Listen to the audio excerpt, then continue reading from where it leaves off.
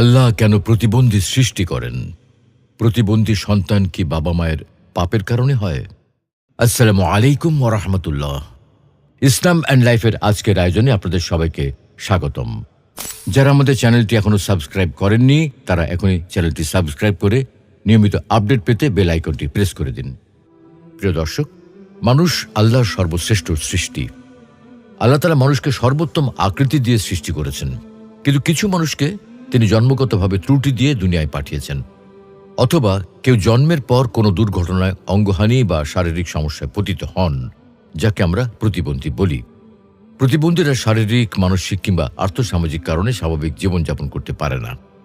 অনেক সময় তাদের সাথে অসৎ আচরণ, উপহাস, ব্যঙ্গ, বিদ্রূপ, ঠাট্টা মশকরা করা হয়। প্রতিবন্ধী সন্তানের বাবা মাকেও দোষী মনে করা হয়। তাই প্রশ্ন জাগে, আল্লাহ কেন প্রতিবন্ধী সৃষ্টি করেন? প্রতিবন্ধী সন্তান কি বাবা মায়ের পাপের কারণে হয়? এই বিষয়টি নিয়ে আজকে আমরা কোরআন, হাদিস এবং চিকিৎসা বিজ্ঞানের আলোকে বিস্তারিত আলোচনা করব ইনশাআল্লাহ। প্রতিবন্ধী কারা?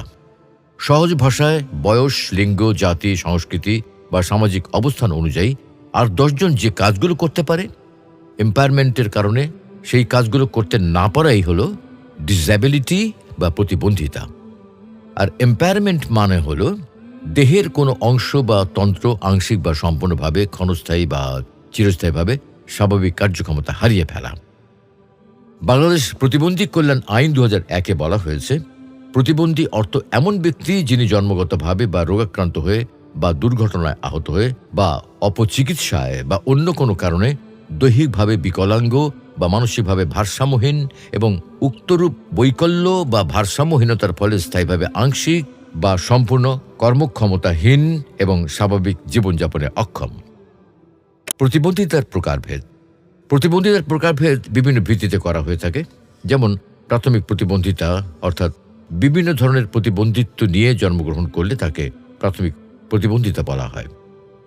পরবর্তী প্রতিবন্ধিতা, জন্মের পর বিভিন্ন কারণে প্রতিবন্ধিত্ব বরণ করে থাকলে তাকে পরবর্তী বা অর্জিত প্রতিবন্ধিতা বলা হয়। আবার কোনো অঙ্গ আক্রান্ত হয়েছে, তার ভিত্তিতে শারীরিক প্রতিবন্ধী, দৃষ্টি প্রতিবন্ধী, শ্রবণ প্রতিবন্ধী, বাক প্রতিবন্ধী, বুদ্ধি প্রতিবন্ধী, বহুবিধ প্রতিবন্ধী ইত্যাদি ভাগেও প্রতিবন্ধীদের ভাগ করা হয়।